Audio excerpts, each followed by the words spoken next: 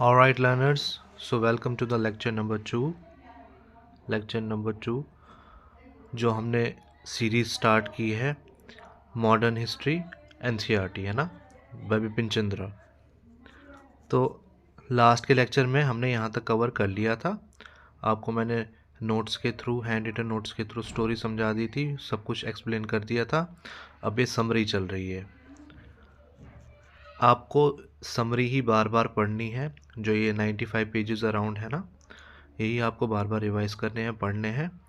वो बस जो नोट्स हैं वो समझने के लिए और थोड़ा अंडरस्टैंड करने के लिए। जहाँ पे आपको समझना थोड़ा मुश्किल हो जाएगा वो उसके लिए है। तो चलिए, आज हमारा एक टॉपिक रहने वाला है। हमें आज यहाँ पे कवर करना है क्या, वो ये कवर करना है causes of decline of Mughal empire. All right, causes of decline of Mughal empire. अब सबसे पहले इन्होंने इधर दिया हुआ है रोल ऑफ औरंगजेब, ठीक है। अब जो औरंगजेब की ऑब्जेक्टिव था ना, उसका एम ये था कि मैं यूनिफाई करूं पूरे इंडियन कंट्री को, है ना। उस वक्त का इंडिया अलग था, ठीक है। तो फॉर एग्जांपल उसमें पाकिस्तान भी आता था ना, और अफ़गानिस्तान भी आता था, राइट साइड म्यांमार तक आता था, उससे भी आगे आता था, ठीक है। साउथ में एक्सट्रीम साउथ को टच ना करके बस थोड़ा सा ऊपर वहाँ तक भी आता था, ठीक है। काफ़ी बड़ा इन्होंने कोशिश की थी औरंगज़ेब ने। मैं सब जो किंगडम्स आते हैं इनके अंदर ना, सब किंगडम, जैसे मराठास आ गए या फिर सिख एम्पायर आ गया, जो अंदर था उसके, मतलब मानते थे वो मुग़ल एम्परर की ही अथॉरिटी को थे, और उन्हीं की अथॉरिटी को मान के वो खुद थोड़ी बहुत जो फिर ऑटोनॉमी बचती थी उसी को मानते थे। तो उसका अब पढ़ लेते हैं इसको।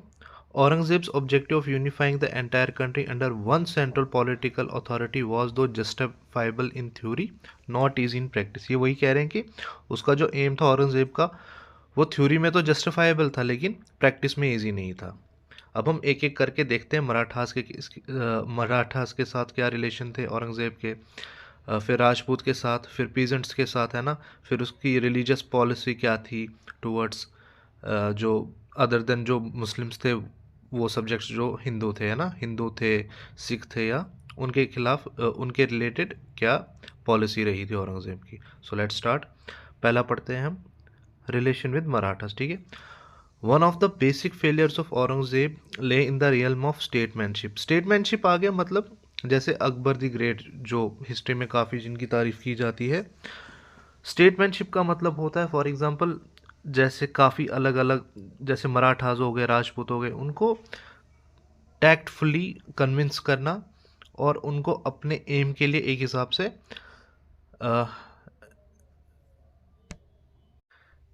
से उनको अपीज करना, है ना, कि वो उनकी बातों में आ जाते थे, उनकी टर्म्स पे एग्री करते थे। वही होता है स्टेटमैनशिप की, अपनी बात मनवा लेना थ्रू टैक्टिक्स, है ना, डिप्लोमेसी। वो उसमें मिसिंग थी औरंगजेब में, ठीक है। आगे क्या बोल रहे हैं, he was not willing to fully accept the Maratha demand for regional autonomy. वो मतलब नहीं मान रहा था औरंगजेब मराठास को रीजनल ऑटोनॉमी देने के लिए, ना, रीजनल ऑटोनॉमी देने के लिए, ठीक है।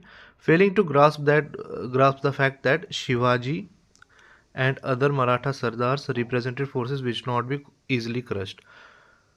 वो उनको रीजनल ऑटोनॉमी तो नहीं दे रहा था, लेकिन उसको ये भी, यहाँ पे उसका फेलियर ये रहा कि वो ये समझ नहीं पाया कि ये ऐसी फोर्सेस हैं शिवाजी की और दूसरे मराठा सरदार्स की, जो आप आसानी से दबा नहीं सकते, कुचल नहीं सकते, ठीक है। फिर आता है अगले हम, रिलेशन विद राजपूत्स। अब जो राजपूत के साथ क्या था, इनका कॉन्फ्लिक्ट, औरंगजेब का कॉन्फ्लिक्ट रहा with some of the Rajput states, ठीक है। इसकी वजह से काफ़ी खतरनाक चीज़ें हुई जो उसके फेवर में नहीं गई औरंगजेब की, ठीक है। Alliance with Rajput rajas was with the consequent military support was one of the main pillars of Mughal strength in the past, ठीक है।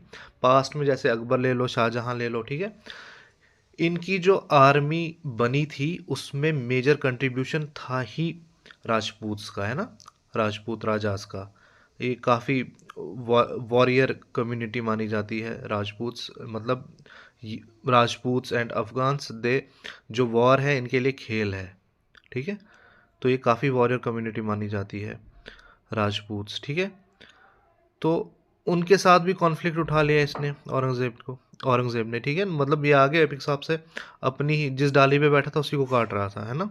तो वही लिखा है, alliance with Rajput rajas with the consequent military support was one of the main pillars of Mughal strength in the past. उसको ये ignore कर रहा था इस चीज़ को, और कॉन्फ्लिक्ट कर रहा था राजपूत स्टेट्स के साथ, ठीक है। अच्छा, अब अनहैप्पी पीजेंट्स हैं, ठीक है। अब इसमें क्या है, the strength of Aurangzeb's administration was challenge at its very nerve around Delhi by the Satnami, सही नाम नहीं है ये, सतनामी, ठीक है, SATNAMI, ये टाइप हुआ है थोड़ा, टाइपिंग एरर, ठीक है। जाट की अपराइजिंग और सिख की अपराइजिंग, ठीक है। Even though the number of people involved in these uprising was not large, they were significant because they were popular in character. Peasants formed their backbone, ठीक है। अब ये कह रहे हैं, पता है हुआ क्या था, असल में जो मुगल स्टेट थी ना, वो इनसे ज़्यादा रेंट नहीं कर रही थी एक्सट्रैक्ट, लेकिन जो नॉबल्स आ गए आपके, है ना, एक तो मुगल एम्परर आ गया, ठीक है, फिर नॉबल्स आ गए, फिर आपके ऑफिशियल्स आ गए जो रेंट रेवेन्यू वगैरह कलेक्ट करते हैं, या मिलिट्री कमांडर्स होते हैं। करप्शन यहाँ से स्टार्ट हुई थी, क्योंकि जो हमने पढ़ा था 1707 तक, जैसे जैसे नज़दीक थी डेथ इसकी, औरंगज़ेब की, ठीक है ना, औरंगज़ेब की, he was about to die, तब तक काफ़ी जो कितने, आई थिंक 13, एक मिनट में चेक कर लेता हूँ कितना मैंने बोला था आपको, 1707 तक 13 करोड़ जो थे, 13 करोड़ उस वक्त के, है ना, उस वक्त के बात हो रही 1707, ठीक है। आप उस हिसाब से रख लो, 13 करोड़ एग्जॉस्ट हो गए थे, और ज़्यादातर किस वजह से एग्जॉस्ट हुए थे, वॉर्स की वजह से। औरंगज़ेब हर जगह लड़ रहा था, ये बोला जाता है कि 25 साल तक तो वो नॉर्थ में आया ही नहीं अपनी कैपिटल में, सिर्फ और सिर्फ लड़ रहा था साउथ के साथ, डेक्कन के साथ, ताकि वहाँ तक अपना एम्पायर एक्सटेंड कर सके, ठीक है, और अपनी ट्रेजरी गवा बैठा सारी, ठीक है। तो इस वजह से क्या हुआ, जब ट्रेजरी ख़त्म हो गई, इन्होंने कहीं से तो खर्चा निकालना था ना, ऑफिसर्स वगैरह ने, नोबल्स वगैरह ने, क्योंकि ये फाउंड ऑफ लग्जरी हो गए थे। तो इन्होंने क्या किया, जो सारा प्रेशर था पीजेंट्स के लिए कुछ नहीं छोड़ते थे, ये जो इनको जागीर्स वगैरह मिलती थी वहाँ पे जितना ये निकाल सकते थे उतना निकाल लेते थे, पीजेंट्स के लिए भी कुछ नहीं छोड़ते थे कि वो अपना कुछ खान पान कर पाएँ, ठीक है। काफ़ी स्ट्रेस बढ़ गया था उनके ऊपर, तो ये तभी अपराइजिंग्स हुई थी, यही लिखा हुआ है। The strength of Aurangzeb's administration was challenge at its very nerve around Delhi, very nerve centre around Delhi by the Satnamis, the Jats and the Sikh uprising, ठीक है। इवन दो, अब ये बोल रहा है कि इसमें हालांकि ज़्यादा लोग इन्वॉल्व नहीं थे, लेकिन ये पॉपुलर था, क्योंकि और पीजेंट्स जो थे किसान, वो इसकी बैकबोन थे, ठीक है। अब आगे आती है रिलीजियस इंटॉलरेंस। इसमें क्या था, औरंगज़ेब जो था वो ऑर्थोडॉक्स था, ठीक है, ऑर्थोडॉक्स हो गया, पुराने ख्यालात का, जो काफ़ी कट्टर आप जिसको बोल सकते हैं ना, कट्टर जिसको बोला जाता है, उसको बस अपना आप सही लगता था, अपना रिलीजन सही लगता था, बाकियों को उतनी मतलब रिस्पेक्ट नहीं दे पाता था, ठीक है, which goes against the teachings of Islam. Islam कहता है रिस्पेक्ट एवरी रिलीजन। जो आपका औरंगज़ेब था, शाहजहाँ था, वो इन चीज़ों को समझते थे, और वो कम्युनल हारमोनी बना के रखते थे। They use to respect every religion, even जो अदर रिलीजन्स हैं, the people belonging to other religions, वो हाईएस्ट ऑफिस जो होते थे मुगल एडमिनिस्ट्रेशन में, वहाँ पे अपॉइंट होते थे, क्योंकि वो लोग काबिलियत देते थे, रिलीजन नहीं। But he was religiously Orthodox, ठीक है। अब यही लिखा हुआ है, इसको एक बार रीड आउट कर लेते हैं हम, बेसिक समझा चुका हूँ मैं। Aurangzeb's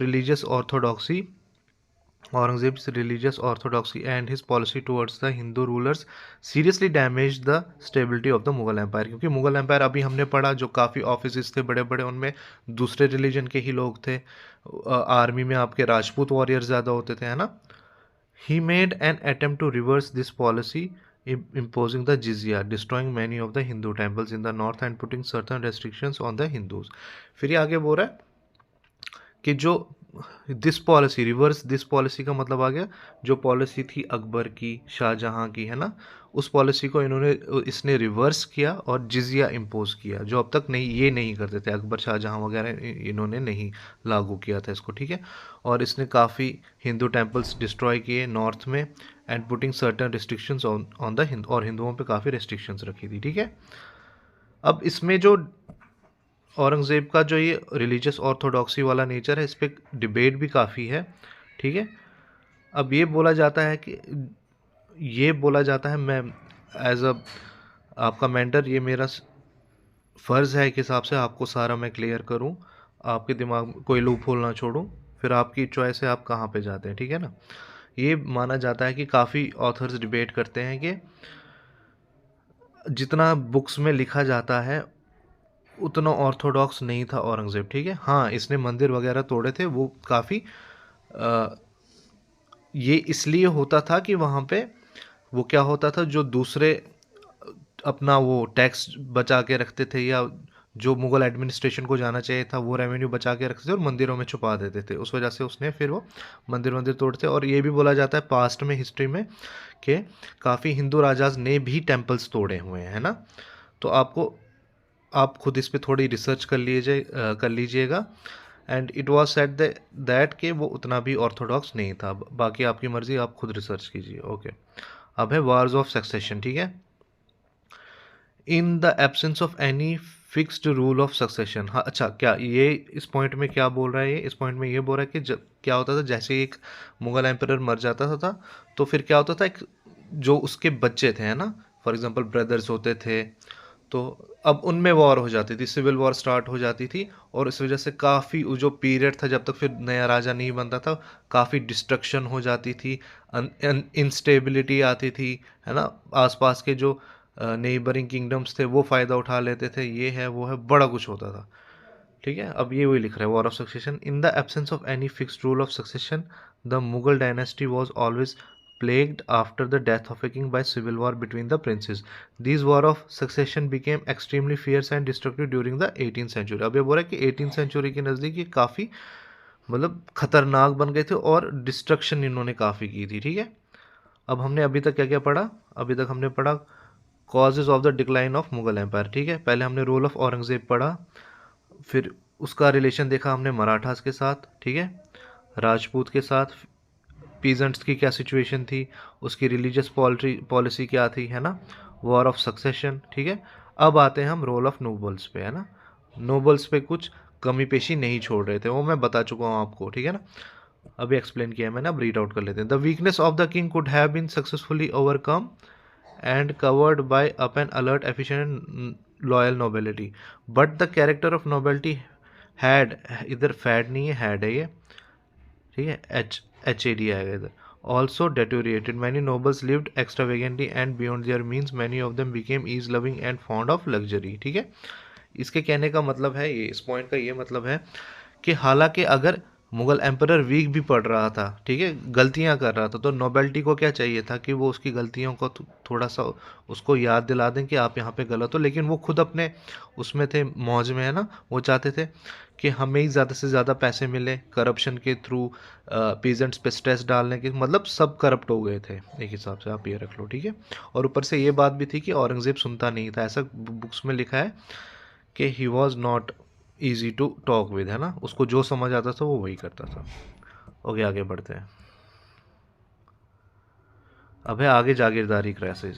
जागीरदारी क्राइसिस वही मैंने कहा ना आपको, जब इनको जागीर थी वो ज़्यादा से ज़्यादा लेने की कोशिश करते थे उसमें से, और जो सारा स्ट्रेस फिर आता था, बर्डन, वो पीजेंट्स पे आता था। अब पढ़ लेते हैं इसको। One of the major causes of the growing selfishness and cliquishness of the nobles was the paucity of jagirs. और ये क्या हो रहा था, इतनी जागीर्स दे दी थी इन्होंने तब तक कि मतलब हर एक को दिए जा रहे थे, है ना। हम शाह आलम के टाइम पे भी पढ़ रहे थे, फिर हमने जहांदार शाह के टाइम पे भी पढ़ा, फिर फारूक सियार के टाइम पे भी, मोहम्मद शाह रंगीला के टाइम पे भी हमने देखा कि जागीर दिए जा रहे थे, प्रमोशन किए जा रहे थे। अब इसकी वजह से क्या हुआ, जागीरों की कमी पड़ गई, जो फर्टाइल जागीर थी वो कम रह गई थी काफ़ी, ठीक है।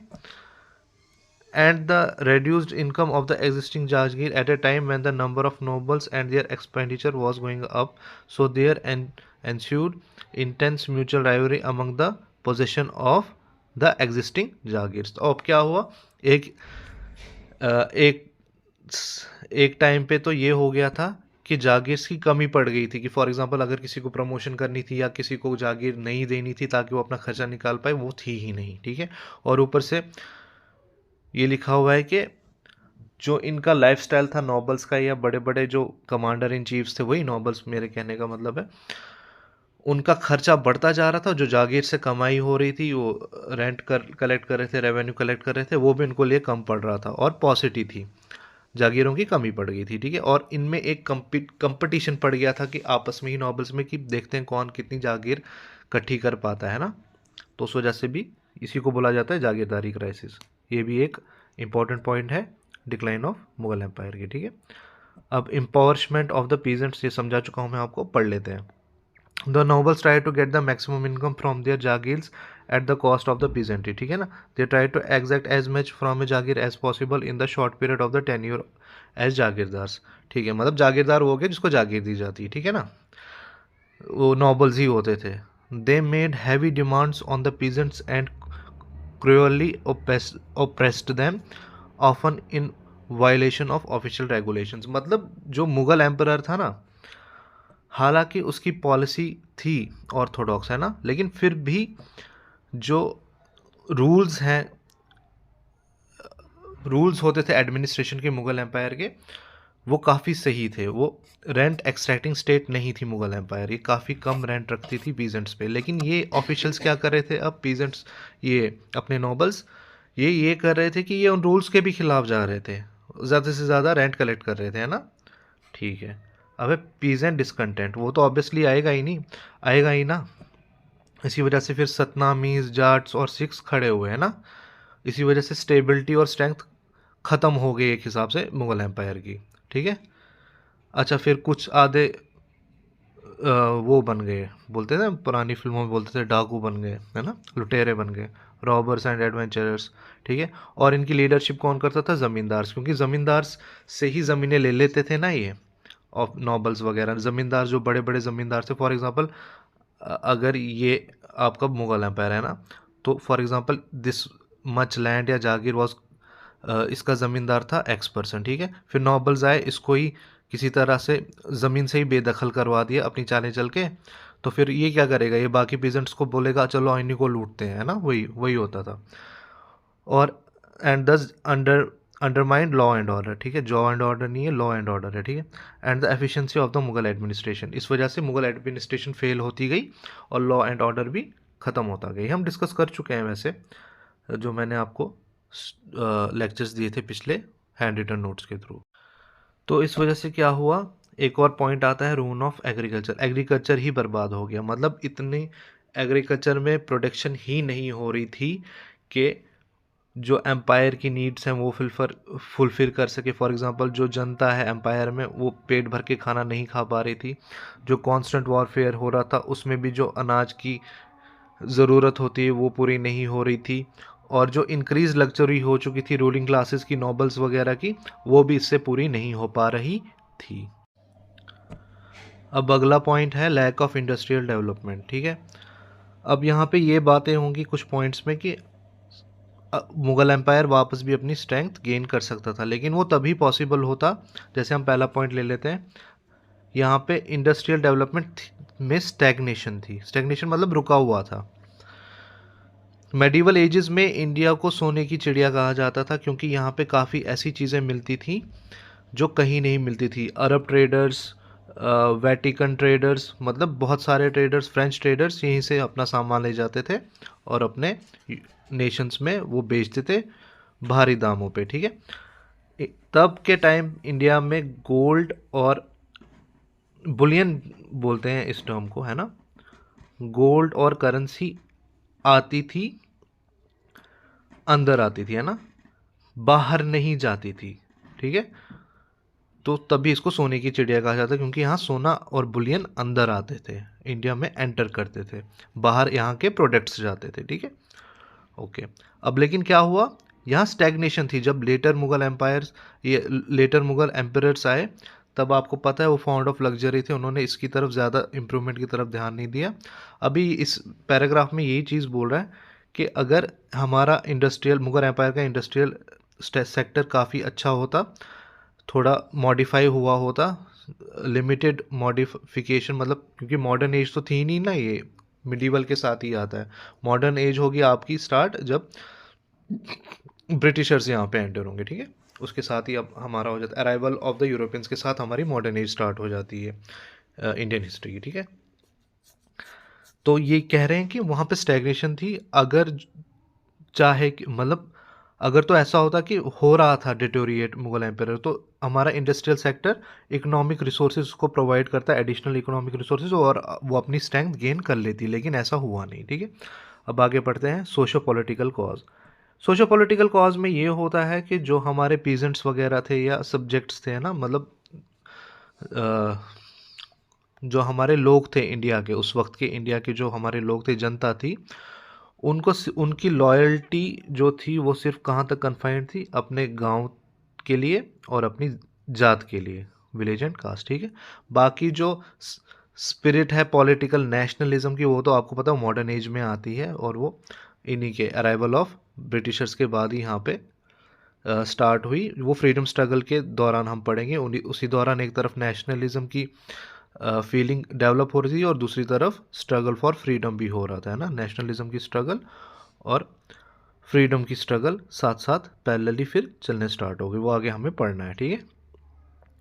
ओके, अब है लैक ऑफ एडमिनिस्ट्रेशन। हम मैं आपको बता चुका हूँ कि जब लेटर मुगल्स आ गए तो एडमिनिस्ट्रेशन काफ़ी डिटेरिएट हो गई थी, और जो नोबल्स थे वो अपना ही चला रहे थे, वो पीजेंट्स का कुछ नहीं देख रहे थे। इस वजह से जो वो मनसब थे, मनसब वो रैंक हम बात कर चुके हैं, या जागीर थी, जागीर से ज़्यादा वो उनमें कंपटीशन स्टार्ट हो गया था, है ना। नोबल्स में कौन कितनी जागीरें कमाएगा और कितना अमीर बनेगा, क्योंकि उनको लग्जरी चाहिए थी। इवन एग्रीकल्चर से जो प्रोड्यूस हो रहा था वो भी उनके लिए काफ़ी नहीं पड़ रहा था, ठीक है। अब यहीं पे लिखा हुआ, थोड़ा जल्दी जल्दी पढ़ लेते हैं इसको। There was a rapid decline in the administrative efficiency of the empire during the 18th century. Administration was neglected and law and order broke down in many parts of the country, ठीक है। Open zamindars openly पढ़ चुके हैं हम उनको, nobles for मैंने example दी थी आपको, नोबल्स जमींदार्स को ही अपने जागीर से ये ज़मींदारी से बाहर खदेड़ते थे और उस पर वो कब्जा कर लेते थे, है ना। तो उस वजह से क्या होता था, unruly zamindars openly डिफाइड central authority, ठीक है। Even the royal camps and Mughal army, मतलब ऐसा बोला जाता है कि जब अगर मुगल आर्मी कहीं कैंप लगाती थी या कहीं चलती थी आगे पीछे, तो वो उनको भी प्लंडर कर देते, उनको भी लूट लेते थे, ठीक है। ओके, अब है डेटोरिएशन ऑफ आर्मी। अब आर्मी को क्या होता था, महीनों तक इनको सैलरी नहीं मिल पाती थी, क्योंकि एडमिनिस्ट्रेशन मशीनरी बैठ गई थी ना, करप्शन हो रहा था, क्योंकि लेटर जो ऊपर मुगल एम्परर था वही कमज़ोर था ना, इस वजह से हो रहा था, ठीक है।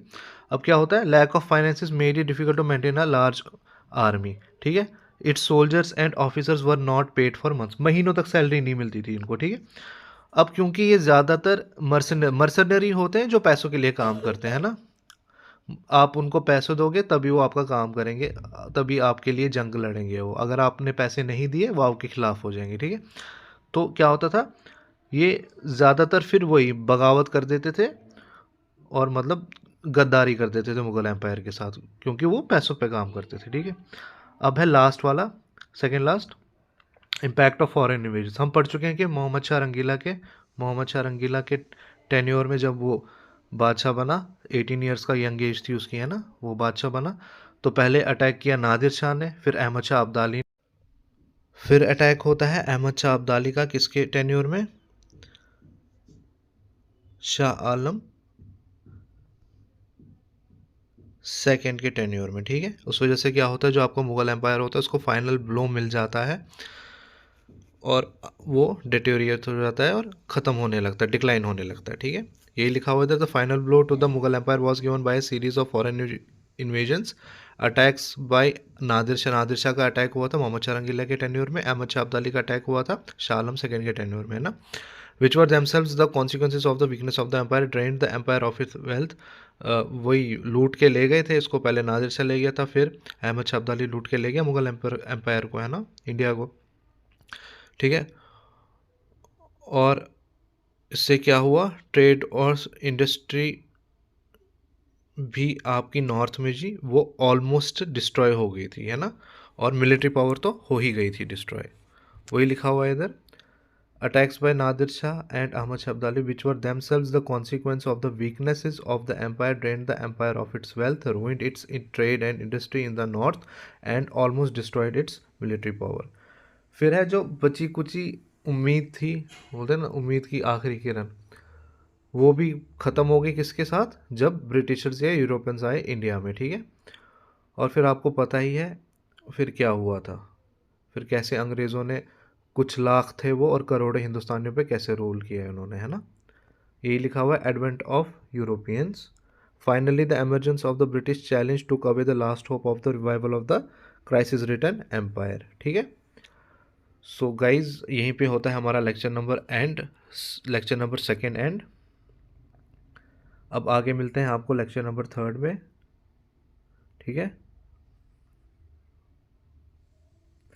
और उसमें हम पढ़ेंगे चैप्टर 3 अपना, जो कि रहने वाला है हमारा कौन सा, Indian states and societies in the 18th century. I hope we will meet there. Okay, God bless you.